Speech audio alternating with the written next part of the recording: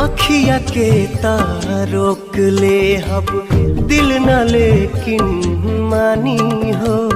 अब त जिंदगी काटे पारी कसम कसम रानी हो।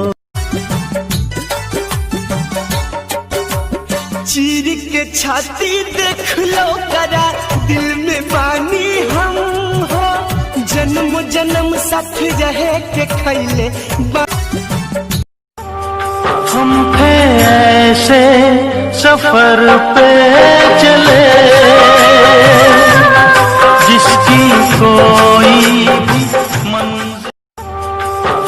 भूल न जाना दूर न जाना हो जाने जाना प्यार निभाना तुम हो भूल न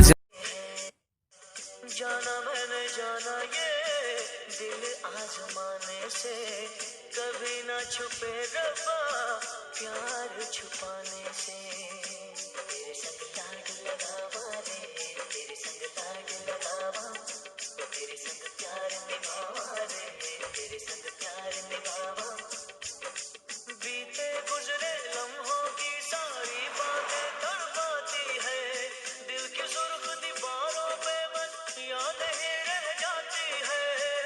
बाकी सब सपने होते हैं अपने तो अपने होते हैं।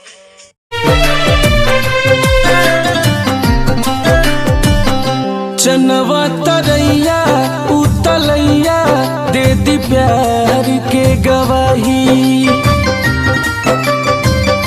तो हमरा मौत से अगर तोरा मोहब्बत के दरवाजा खुले वाला रहे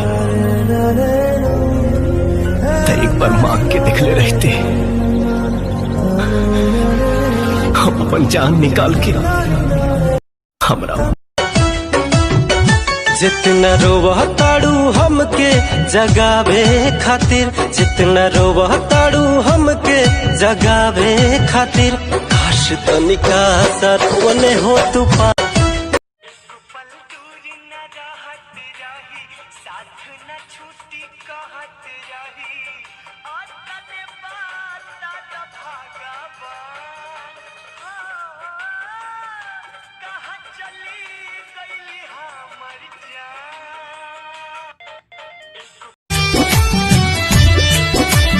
कांच के टुकड़ा जोड़ जोड़ के हम प्यार के महल बनवनी हो। अपना सनम के सब कुछ मननी कभो न दिलवा दुखवनी।